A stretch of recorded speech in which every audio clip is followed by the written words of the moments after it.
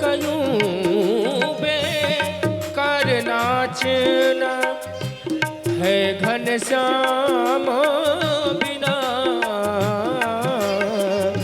है घनश्याम बिना, राम के बिना घन श्याम के बिना, राम के बिना घन श्याम के बिना, जर जाए जिव्या पापनी राम के बिना, जर जाए जिह्वा पापनी राम के बिना, जर जाए जिव्या पापनी राम के बिना, चले जाए जिह्वा पापनी राम के बिना, राम के बिना।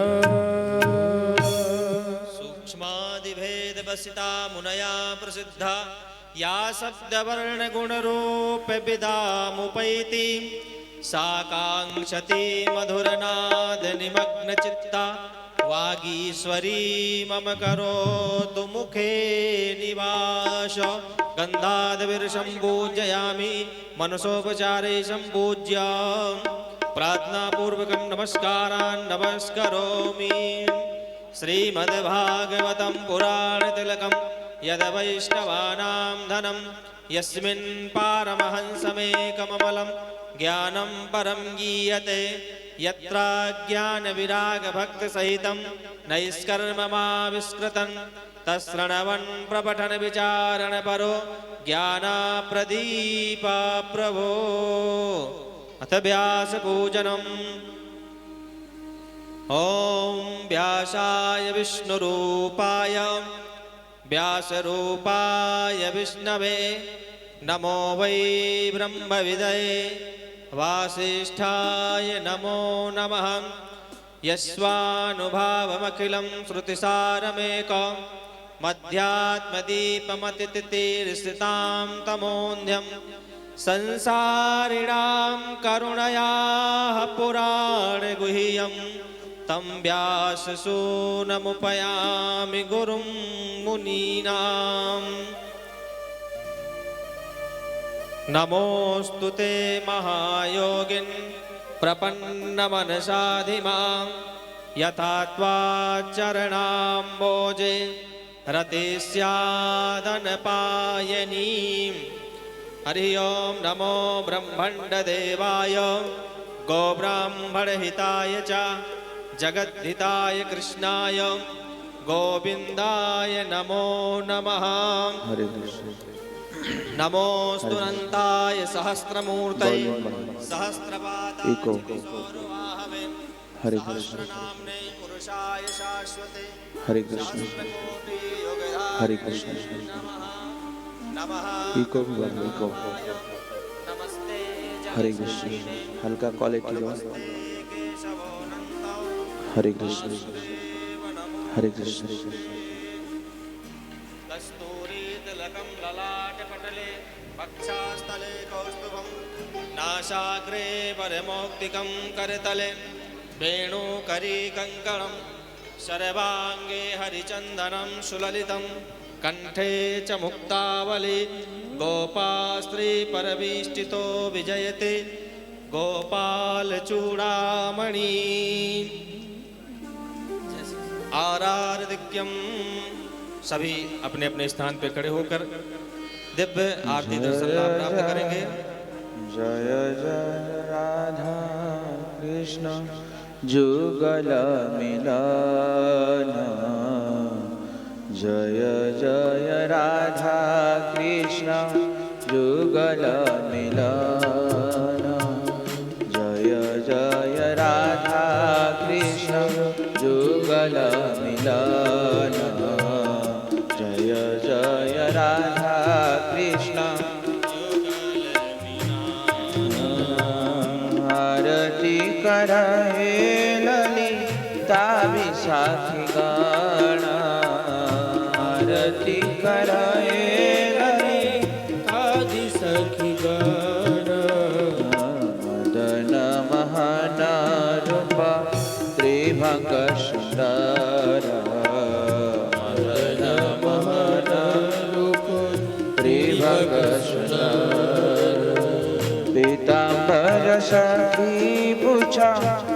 चूड़ा मनहरा पीताम्बर सखी पूछा चूड़ा मनोहर गीता माधव बामे वृषभानु कन्या गीता माधव बामे वृषभानुकन्या नीला बसना गौरी रूपे गुण धन्या नीला बसना गौरी रूप गुण धन्या नाना विधाना करे झलमाला नाना विधाना कर झलमल हरिवन विमोहन बदन उजाला हरिवन विमोहन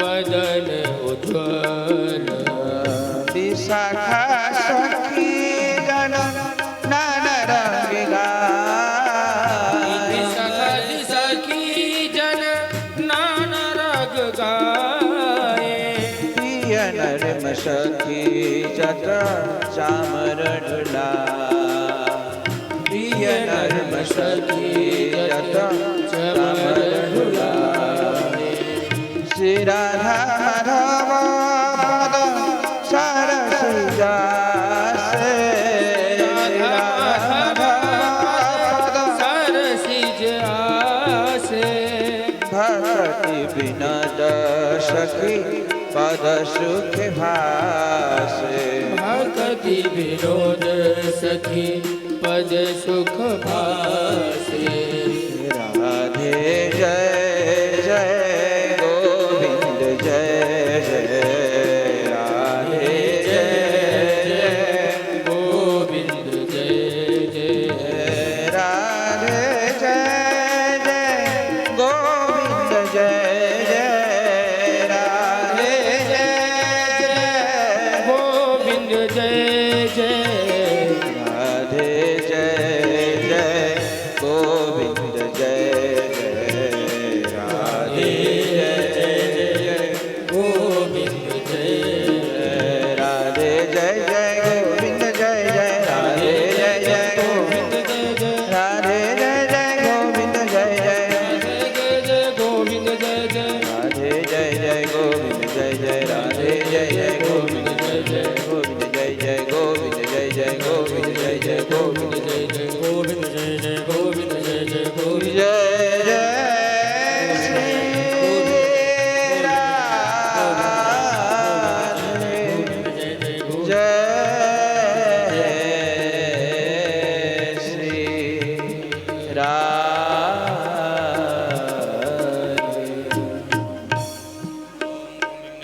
जलेन शीतलीकरणं पुष्पै देवाभिवन्दनम् आत्मादिवन्दनम् आत्मकल्याणात्मादिवन्दनम् ओम द्योः शान्तिरन्तरिक्षगुं शान्ति पृथिवी शान्तिरापः शान्तिरोगदयः शान्ति वनस्पतयः शान्ति विश्वे देवाः शान्ति ब्रह्म शान्ति सर्वगुं शान्तिरेव शान्ति श्यामा मंत्र पुष्पांजलि वन्दे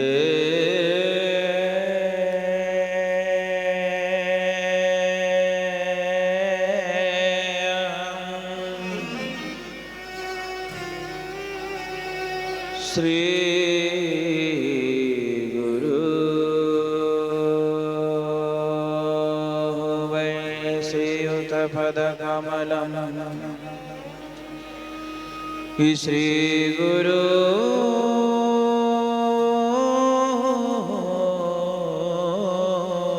वैष्णवांस श्री रूपं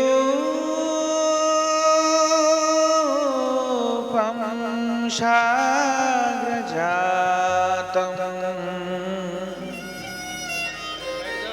सहगणललिता तं सजीवम्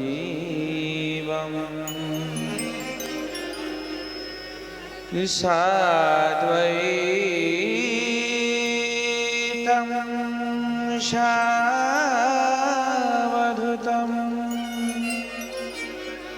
परिजनसहितं कृष्ण चैतन्य देव श्री राधा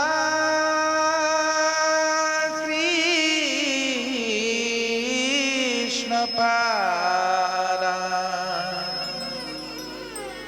सहगण ललिता श्री विशाखान्वितांश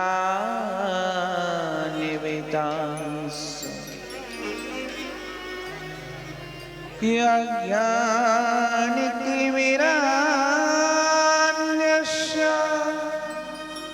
ज्ञानाञ्जनशलाकया चक्षुरुन्मीलितं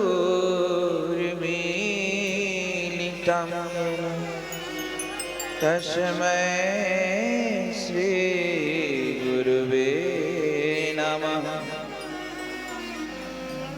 नमो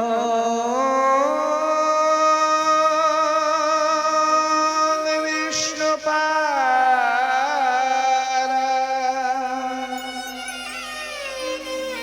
राधिकाय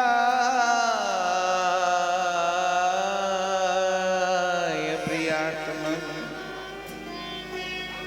श्री श्रीमद्भक्ति वेदांत नारायणीति नामिने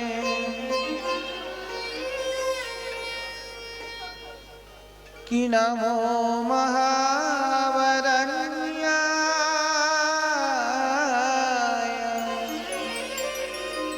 कृष्ण प्रेम प्रदायते कृष्णाय कृष्ण चैतन्य नाम्ने गौरत्विषे नमः। हे कृष्ण करुणा सिंधो दीनबंधो जगत्पते गोपेश गोपीकान्त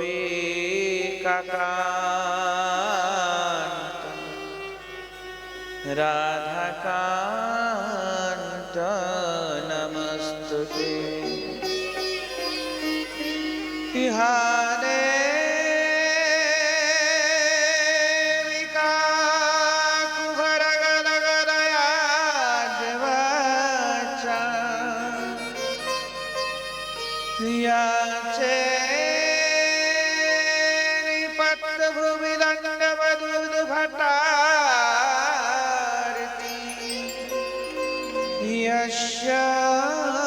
प्रसादम् अवदश्य जनस्य कृत्वा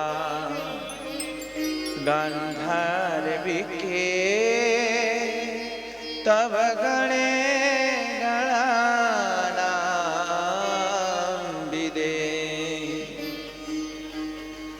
वृन्दाय तुलसीदेव्यै प्रियायै केशवस्य कृष्ण भक्ति प्रते सत्तवत्यै नमो नमः। वाञ्छाकल्पतरुभ्यश्च कृपा सिन्धुभ्येव च पतितानां पावनेभ्यो वैष्णवेभ्यो नमो नमः। राधे जय जय माधव दैते राधे जय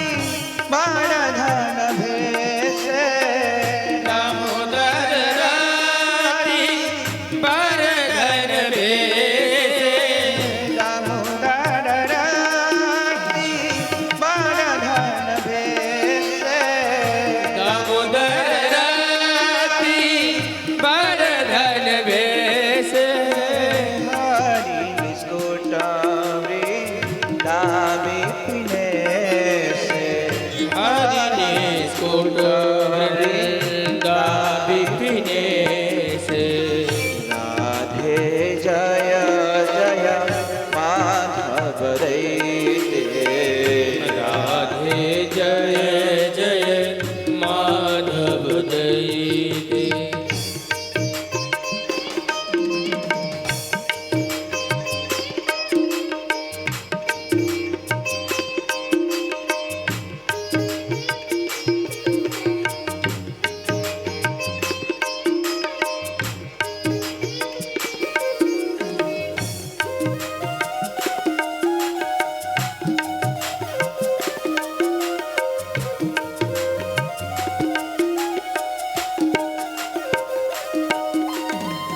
दामोदर राती बाणधन भेष दामोदर राती बारधन भेषे दामोदर राती बाणधन भेष दामोदर राती बारधन भेषे ललित सखी गुण रमित विशाखे ललित सखी गुण रमित विशाखे वृषभानुदाधि नाव शशिले के वृषभानुदाधि नव शशिलेखे ललित सखी गुण रमित विशाखे ललित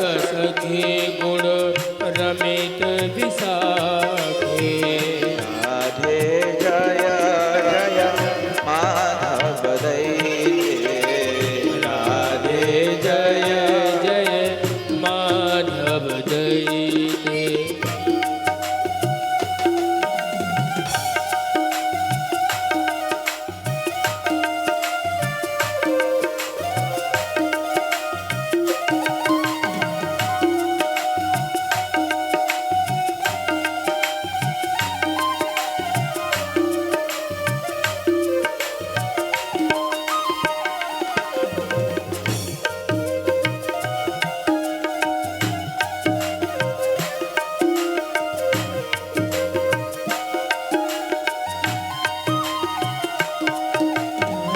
करुणा करुमयि करुणा भरीते करुणा करुमयि करुणा भरीते करुणा करुमयि करुणा भरीते करुणा करुमयि करुणा भरीते सनक सनातन वर्णित चरिते सनातन वर्णित चरिते राधे जय जय माधव दैते राधे जय जय माधव दैते राधे जय जय माधव दैते राधे जय जय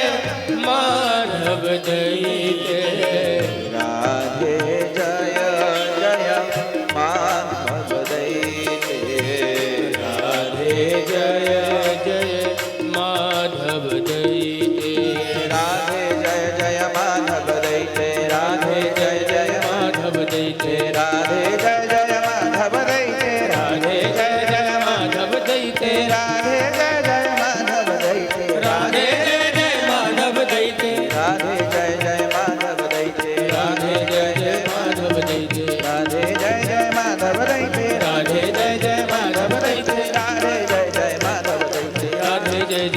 माधव दैते राधे जय जय माधव दैते राधे जय जय माधव दैते राधे जय जय माधव दैते माधव दैते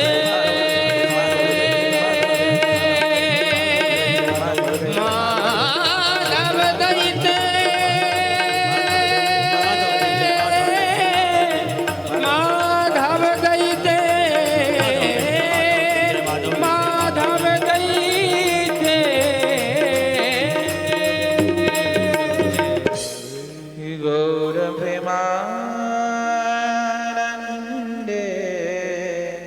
हरि बोल। आज भागवत का छठा दिवस है, तो सबसे पहले मैं अपने गुरुपाद पद्म परम आराध्यतम नित्रीला प्रविष्टम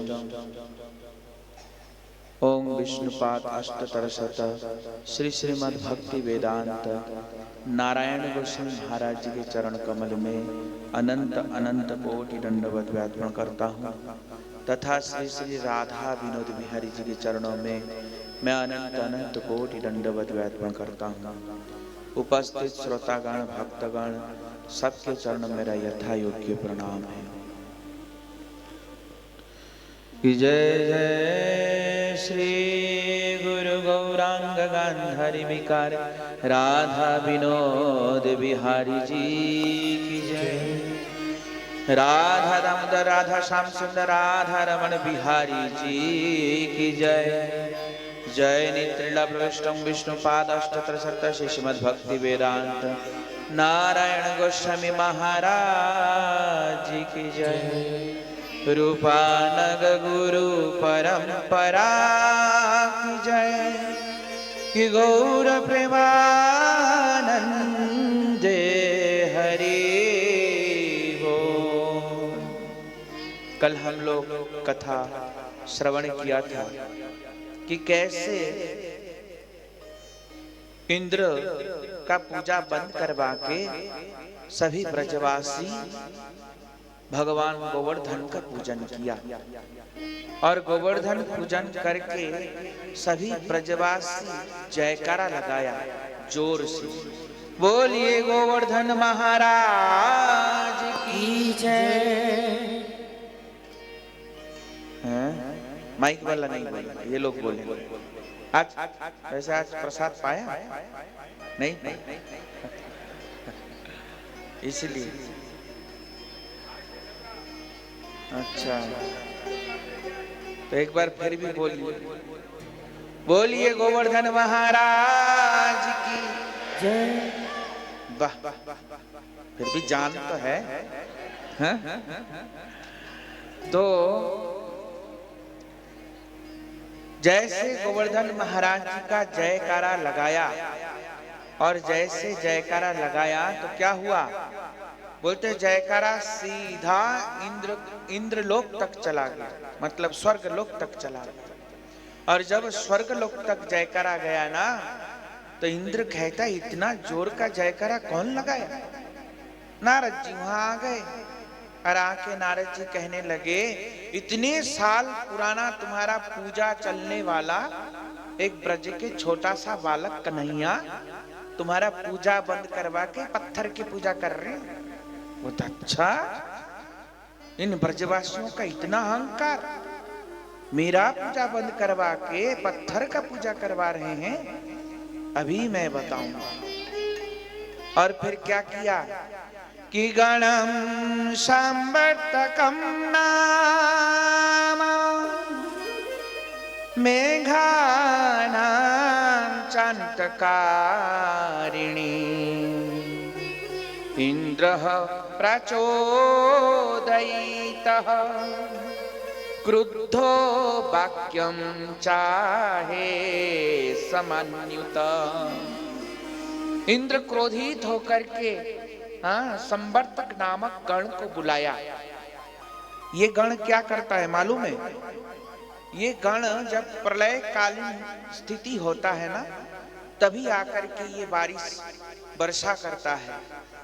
तो प्रलय कालीन बारिश को आमंत्रित किया इंद्र ने, और कहा जाओ जाकर के पूरा ब्रज को डुबो दो, ऐसा कहा। और ये इसका बारिश कैसे होता है? बोलते हाथी के सूंड के बराबर धार जैसा बारिश होता है। हाँ? इतना भयंकर बारिश। और इसने आकर के क्या किया? भयंकर बारिश उपस्थित कर दिया। सभी ब्रजवासी समझ गए कि इंद्र तो क्रोधित हो गया। और सभी ब्रजवासी ने क्या किया? कृष्ण के पास गए कि कृष्ण कृष्ण महाबाह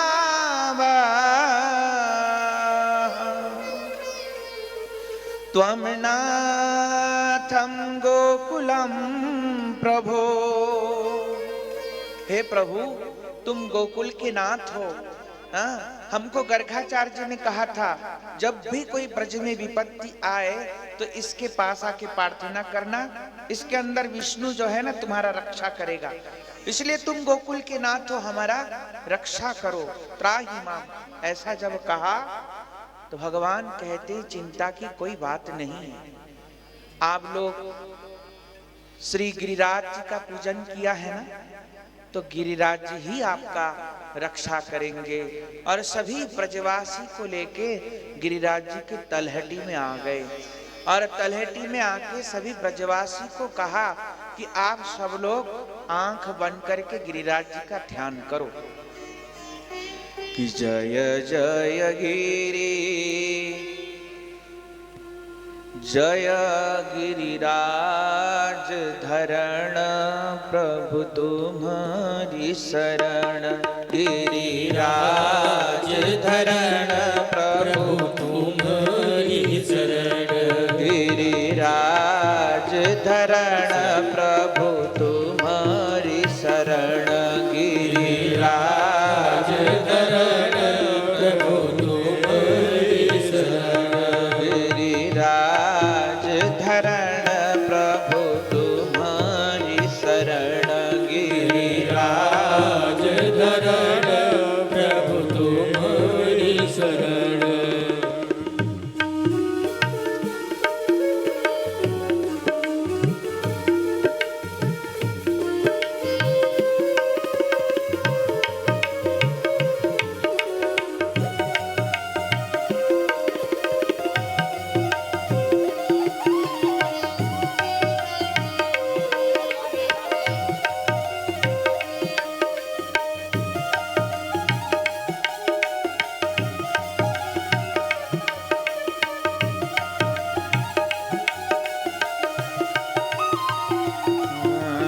तुम्हारी शरण गिरिवर तुम्हारी शरण। तुम्हारी शरण प्रभु तुम्हारी शरण। तुम्हारी शरण गिरिवर तुम्हारी शरण। तुम्हारी शरण गिरिवर तुम्हारी शरण। गिरिराज धरण प्रभु तुम्हारी शरण। गिरिराज धरण प्रभु तुम्हारी शरण। गिरिराज धरण प्रभु तुम्हारी शरण। गिरिराज धरण प्रभु तुम्हारी शरण। जैसे ब्रजवासी गिरिराज जी का ध्यान किया, इतने में भगवान क्या किया? बोलते देखते ही देखते जैसे एक बरसाती छत्ता को एक बालक उखाड़ लेता है ना, ठीक इसी प्रकार भगवान बाएं हाथ से गिरिराज जी को एकदम उखाड़ के और कनिष्ठ उंगली में लेके खड़े हो गए। और सभी ब्रजवासी को कहा आइए ब्रजवासी सभी तलहटी के अंदर आ जाइए। और गिरिराज जी के तलहटी के अंदर सभी ब्रजवासी आ गए। और सभी ब्रजवासी बड़ा सुंदर तरीके से क्या कर रहे हैं? बोलते गा रहे हैं और बहुत आनंद मना रहे हैं। मधुमंगल कहते हैं कि देखो कन्हैया अकेला कैसे गिरिराज जी को पकड़ के ही खड़े रहेंगे, हम लोग भी थोड़ा सहायता करते हैं। सभी लोग अपना अपना छड़ी लगा दिया। और छड़ी लगा करके कन्हैया को सपोर्ट कर रहे हैं। अब इतने में क्या हुआ? इंद्र ने अपना एक गण को भेजा, बोलते जाके देख के आओ सभी मर गए कि है। ऐसा और इंद्र के कण आया, ऊपर ऊपर से देखा पूरा ब्रज तो डूबा हुआ है, जाके कहा कोई है ही नहीं। तो दूसरा एक कण को भेजा, बोलते जाके देख के आओ। दूसरा जब आके देखा कि गिरिराज जी के तलहटी में सभी ब्रजवासी है, एक चींटी भी नहीं मरी ब्रज के। जब ऐसा देखा वो तो हैरान हो कि इंद्र को जाके कहा। इंद्र कहते क्या हुआ, सब मरे हैं कि रह गए कुछ?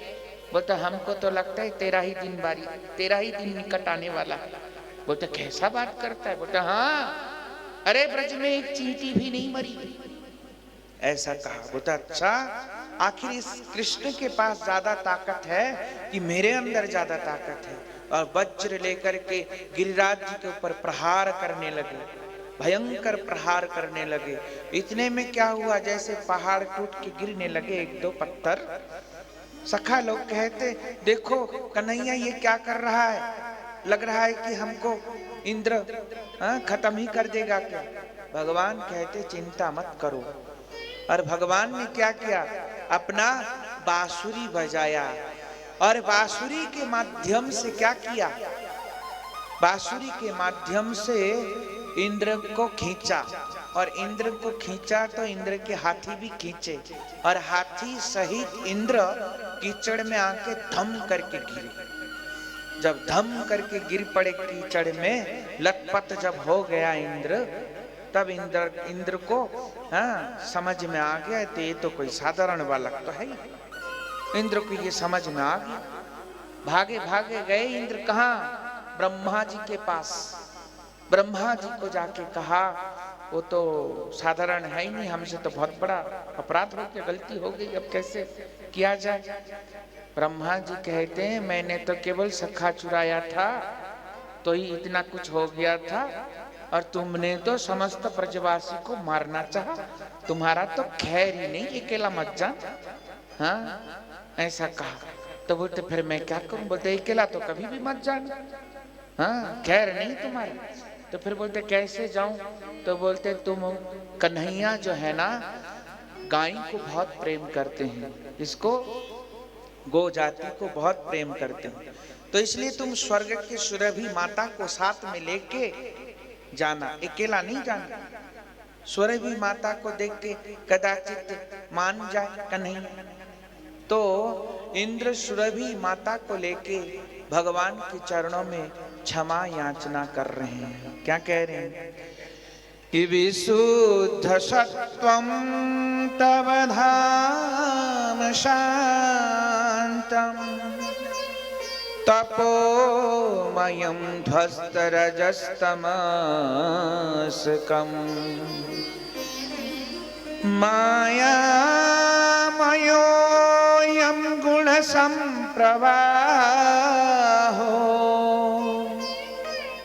न विद्यते ग्रहणानुबन्धः। इंद्र कहता है प्रभु आपका जो धाम है वो विशुद्ध सत्वमय है, और हम क्या है? बोलते माया मयोयम, हम माइक प्राणी हैं, माइक जगत से हैं, इसलिए कदाचित आपके धाम और आपकी लीलाओं की महिमा हम समझ नहीं पाए, हमसे बड़ा गलती हो गया। क्यों? बोलते हैं तपोमयम ध्वस्त रजस्तमस्कम, आपका धाम तो तपोमय है, पर हम लोग तो अंधताम, मतलब क्या? अंधकार में रहने वाले, माया से बंधित हैं हम, इसलिए कदाचित हम आपको समझ नहीं पाए। इसलिए क्या करिए? बोलते हमको क्षमा कर दीजिए। न विद्यते अनुबंधः, इसलिए आपको अच्छा लगे तो हमको क्षमा कीजिए, ऐसा कहने लगे। और फिर क्या कह रहे हैं कि पिता गुरु त्वं जगतामधीशो दुरत्ययाय कालोपात दंडः। कोई व्यक्ति इस जगत में कोई अपने आप को पिता कह दे, कोई व्यक्ति अपने आप को माता कह दे, कोई भले ही गुरु कह दे, पर वास्तविक में माता पिता गुरु तो आप ही है इस जगत में।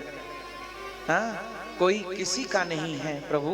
ऐसे कहने लगे कि हिताय स्वेच्छा तनुभिः महीयसे। आपको अगर अच्छा लगे तो आप हमको दंडित करके हमको दंड दे सकते हैं आप, क्योंकि आप क्या है, जो लोग उत्पात करते हैं, जो लोग दुष्ट होते हैं, आप उनको दंड देते हैं। तो इसलिए कदाचित मैंने भी दुष्टता दिखाया, धृष्टता दिखाया, इसलिए आप मुझे दंडित कीजिए प्रभु। ऐसे भगवान से प्रार्थना कर रहे हैं। और क्या कह रहे हैं? कि छंतु मरहसी, अगर आपको अच्छा लगे तो आप हमको क्षमा कीजिए। अब इंद्र भगवान को आदेश नहीं दे रहे कि आप क्षमा करना ही पड़ेगा। कैसे कह रहे हैं कि आपको अगर अच्छा लगे तो क्षमा करना। हाँ, मेरे से बहुत बड़ा गलती हो गया। ऐसे इंद्र भगवान से प्रार्थना कर रहे हैं। इतने में माता सुरभि आकर के भगवान की स्तुति किया। क्या कह रहे हैं? कि नमस्तुभ्यं भगवते पुरुषाय महात्मने वासुदेवाय कृष्णाय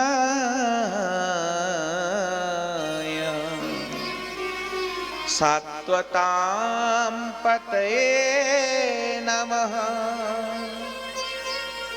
नमस्तुभ्यं, हे प्रभु मैं आपको प्रणाम करता हूँ। हे आदि पुरुष, हे सभी आत्माओं के आत्मा परमात्मा, मैं आपको प्रणाम करती हूँ। और वासुदेव कृष्ण, आपको मैं प्रणाम करती हूँ। मेरा प्रणाम आप स्वीकार कीजिए। आपको लगा होगा कि मैं इंद्र के लिए आया हूँ, कदाचित ऐसा नहीं है। मैं तो अपना भाव व्यक्त करने के लिए आया हूँ और आपका दर्शन करने के लिए मैं आई हूँ। ऐसे सुरभि माता भगवान से प्रार्थना कर रही हैं। और क्या कह रही हैं? कि कृष्ण कृष्ण महायोगिन विश्वात्मन विश्वभावनः भवता लोकनाथेन सनाथावयच्युता।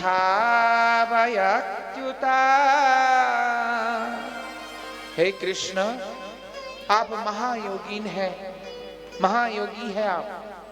हाँ, भवता लोकनाथेन, आप समस्त लोकों के नाथ है, एकमात्र समस्त जगत के आप नाथ हैं, जगन्नाथ है आप। और हमारे जैसे अनाथ को आपने सनाथ बनाया है। हाँ? क्योंकि हम तो अनाथ है, आपने हमको पाल पोस के सनाथ बनाया है, सान्निध्य प्रदान किया है। आप हमारा भार अपने ऊपर लिया है, इसलिए प्रभु आपने हमको सबको सनाथ बनाया है, समस्त गोजाति को आपने सनाथ बनाया है। भगवान कहते हैं कि वास्तविक में माता आप ही हमारे नाथ हैं। क्यों? क्योंकि आप ही हमको पालती हैं।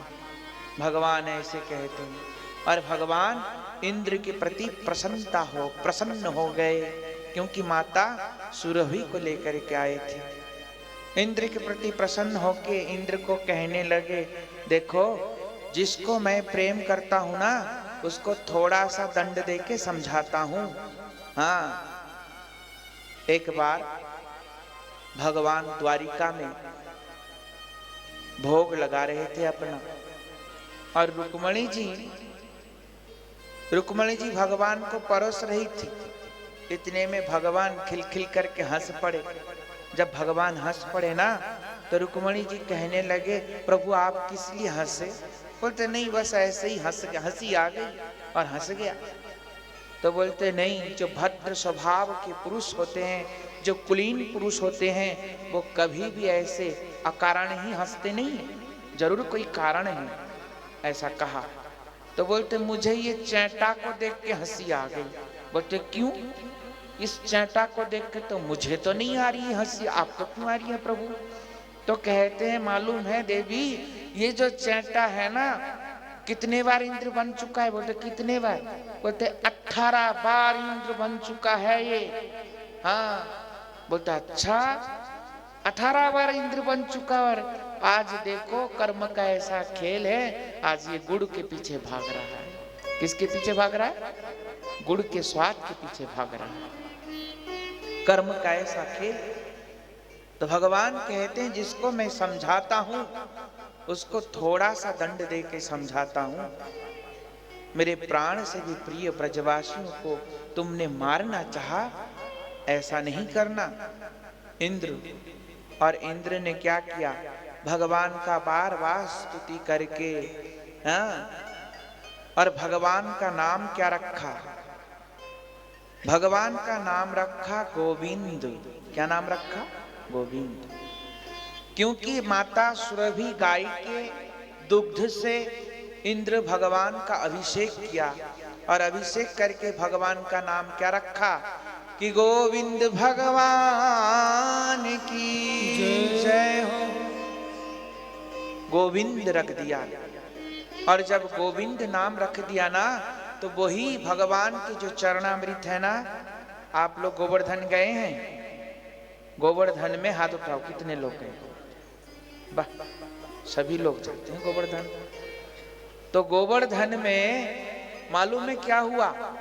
गोवर्धन में जो गोविंद कुंड है ना, वही भगवान के अभिषेक जल है।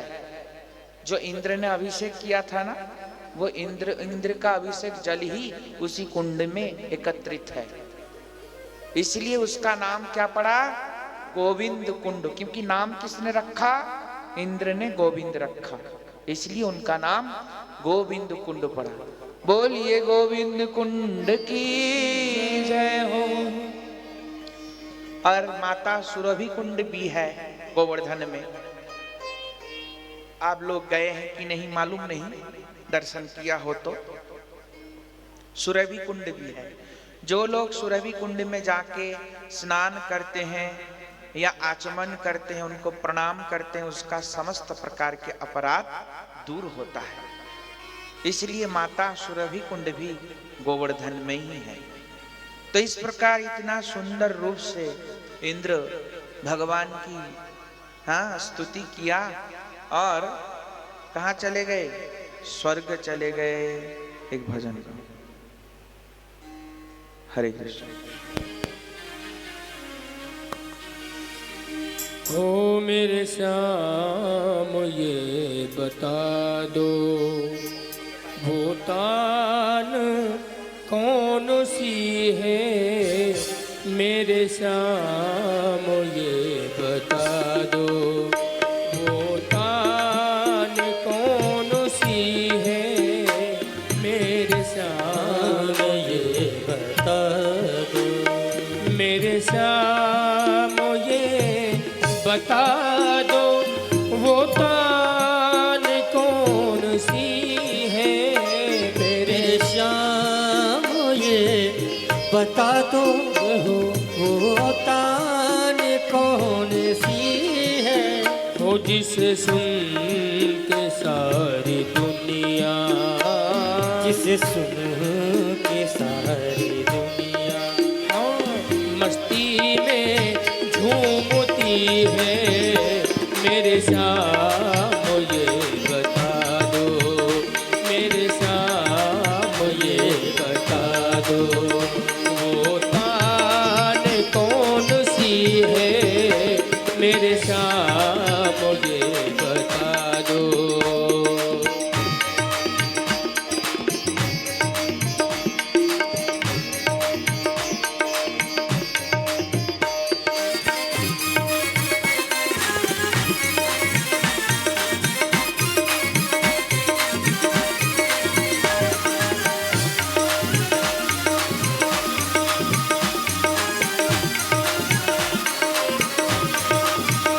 राधा भी एक दीवानी, मीरा भी एक दीवानी, राधा भी एक दीवानी, मीरा भी एक दीवानी।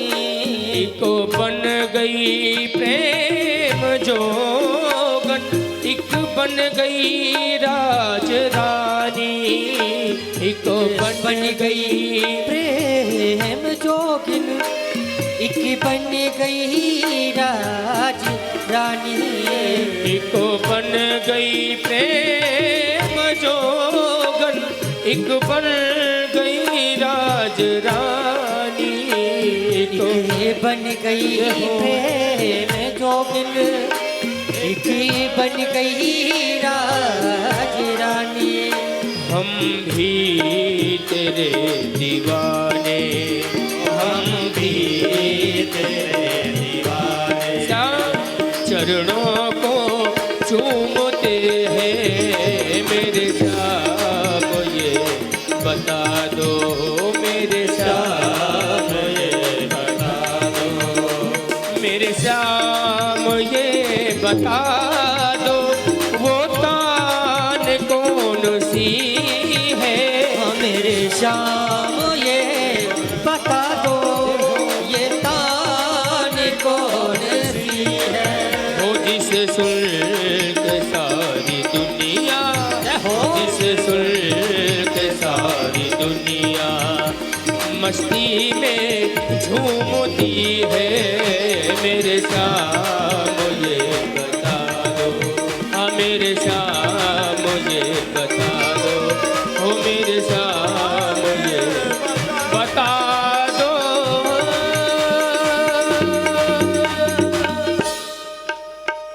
हरे कृष्ण। गौर प्रेमानंद हरि बोल। अब नंद बाबा आज एकादशी व्रत किया मानो, क्योंकि सभी ब्रजवासी एकादशी व्रत करते थे, इसलिए प्रत्येक व्यक्ति को एकादशी तो करना चाहिए। क्या करना चाहिए? एकादशी करना चाहिए, क्योंकि एकादशी स्वयं कृष्ण भी करते थे। हाँ? कैसे? जब माता पिता दोनों व्रत करेंगे तो क्या बच्चे नहीं करेंगे? तो इसलिए एकादशी व्रत स्वयं कृष्ण भी ब्रजलीला में करते थे। और गर्ग संहिता में वर्णन है कि श्रीमती राधा रानी एकादशी का व्रत करती थीं। गर्ग संहिता में वर्णन है। सखियां एक बार आकर के राधा रानी से पूछा कि राधे, तुमसे इतना कृष्ण प्रसन्न क्यों रहते हैं? तो राधा रानी कहती हैं, कदाचित मैं ये एकादशी का व्रत करती हूँ ना, इसलिए कृष्ण प्रसन्न रहते हैं। तो ये कहाँ लिखा है? गर्ग संहिता में। तो कहने की तात्पर्य है एकादशी का व्रत करने से सभी प्रकार के व्रत हो जाता है, अन्य कोई भी व्रत रखने की आवश्यकता नहीं होता। तो इसलिए मानो नंद बाबा एकादशी का व्रत किया। कैसे? कि एकादश्याम निर्हार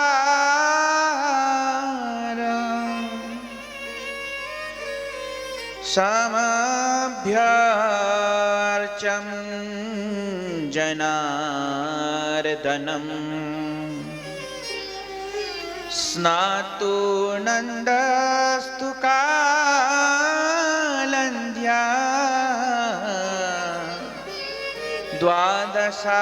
द्वादशायां जलामभिषत। एकादशी में निराहार रह के व्रत किया। कैसा व्रत किया? निराहार। निराहार का मतलब किसी प्रकार का आहार नहीं लिया और निर्जला व्रत किया, क्योंकि पहले सभी लोग निर्जला व्रत करते थे। क्या करते थे? निर्जला। पर कलियुग में लोग कर नहीं सकते, इसलिए लोग फलाहार व्रत कर लेते हैं। एकादशी करने से शरीर का भी कितना फायदा होता है मालूम है? एकादशी से लेके पूर्णिमा तक, एकादशी से लेके अमावस्या तक हमारे शरीर के अंदर भी पानी का मात्रा बढ़ता है।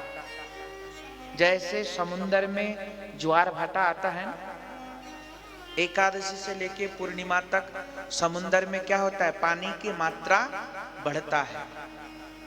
उसी प्रकार हमारे शरीर के अंदर भी पंच तत्व होने के कारण हमारे अंदर भी जल का मात्रा अधिक बढ़ता है। तो इसीलिए कोई व्यक्ति अगर एकादशी करता है और ड्राई चीज लेता है तो क्या होता है?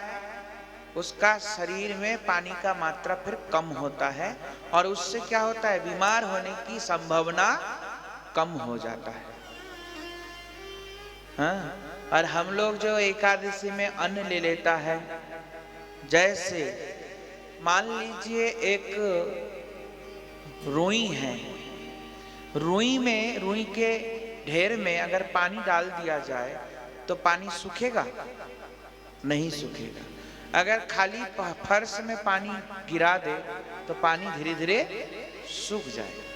तो उसी प्रकार चावल जो है, चावल में पहले से ही पानी होता है और पानी में जाके एकदम पानी रहता है।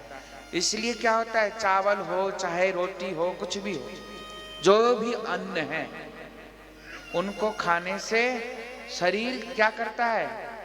वो पानी को सुखा नहीं पाता। तो इसके कारण हमारे शरीर में बीमारी होने का 99% चांस रहता है। इसलिए कलियुग में लोग इतना बीमार रहते हैं। हाँ?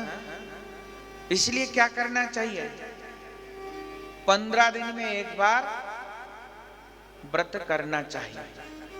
अगर कोई व्यक्ति 15 दिन में एक बार कम खा के व्रत करता है ना, तो उसका मशीन भी ठीक रहता है? नहीं रहता है। अब देखो, हम लोग फैक्ट्री खोलते हैं या दुकान खोलते हैं, कोई कुछ भी करता है तो हफ्ता में एक बार रेस्ट लेते हैं, नहीं लेते?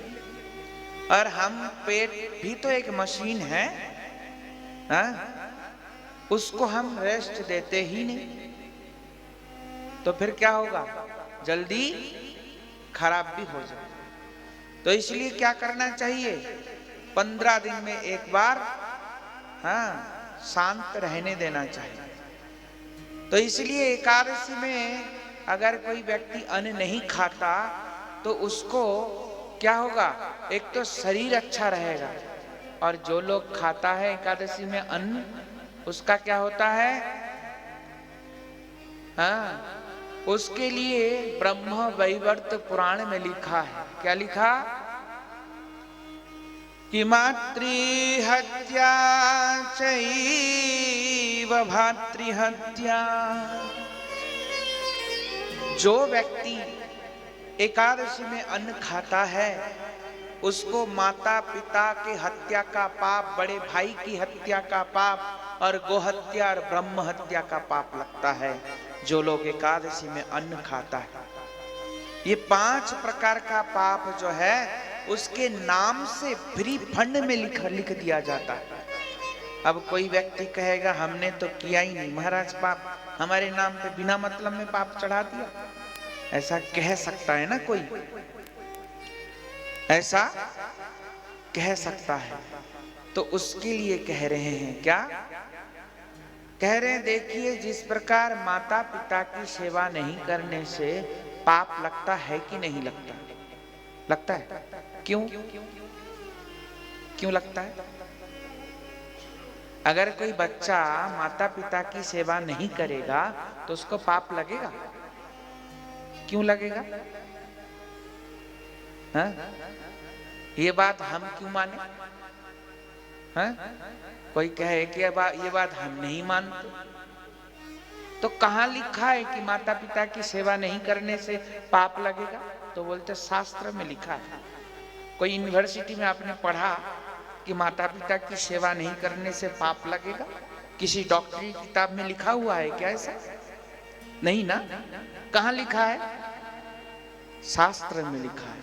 तो शास्त्र की ये बात तो मान लेते कि माता पिता की सेवा नहीं करने से पाप लगेगा, क्योंकि सभी लोग माँ बाप हैं, ये अपने स्वार्थ की बात है, तो ये तो मान लेते हैं। और दूसरे बात जो ये भी कहा, क्या कहा, जो व्यक्ति भगवान को नहीं मानता उसको भी बहुत बड़ा पाप लगता है। ये नहीं मानते हम, हाँ? क्योंकि हम माता पिता हैं, इसलिए ये बात हम अपने स्वार्थ के लिए ना ये मान लेते हैं। पर दूसरी जगह में ये भी तो कहा, भगवान कौन है?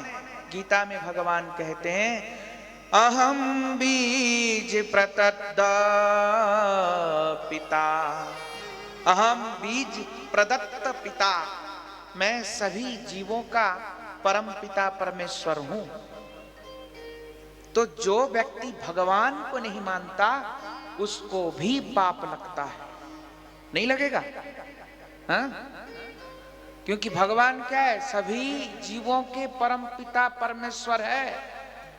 इसलिए अगर कोई व्यक्ति, कोई जीव अगर उनको नहीं मानता तो उसको भी पाप लगता है। तो इसलिए उसको ये 5 प्रकार का पाप है ना, फ्री फंड में लगेगा, क्योंकि वो भगवान को नहीं मान रहा, इसलिए। और भागवत में लिखा है, क्या लिखा है? भागवत में लिखा है कि हम लोग 6 प्रकार के ऋणी होते हैं। कितने प्रकार के ऋण होते हैं हमारे ऊपर? 6 प्रकार का। कि देव ऋषि भूताप्त नृणा नायम ऋणी चराजन। देव ऋषि भूत आत्मा नृणाम नायम ऋणी चराजन। हम लोग देवताओं के ऋणी होते हैं। किसके ऋणी होते? देवता के। क्यों? क्योंकि देवता लोग हमको फ्री में रोशनी दे रहा है ना, सूर्य देव, हम उनके ऋणी हैं कि नहीं है? हवा पवन देव हमको फ्री में हवा दे रहा है, तो हम उनके ऋणी हैं कि नहीं? हाँ? आकाश फ्री में हमको दे रहा है, हम उनके ऋणी हैं कि नहीं है? तो देव ऋषियों के ऋण, ऋषियों के ऋण क्यों है? क्योंकि ऋषियों ने सिखाया कि कैसे माता का सम्मान करना चाहिए, कैसे पिताजी का सम्मान करना चाहिए। तो ऋषियों ने क्या सिखाया? व्यवहारिक ज्ञान भी ऋषियों ने सिखाया है। किसने सिखाया? ऋषियों ने। तो देव ऋषि, तो हम ऋषियों के भी ऋणी हैं। और भूत आप्त ऋण, भूत ऋण होते हैं हम लोग जो खाते हैं ना, पंच भौतिक चीज ही तो खाते हैं, चाहे फल खाए, चाहे फूल खाए, कुछ भी खाए, सभी पंच तत्व से बनता है। किससे बनता है? पंच तत्व से बनता है। तो इसलिए हम उसको खाते हैं ना, तो हम भूत ऋणी भी होते हैं।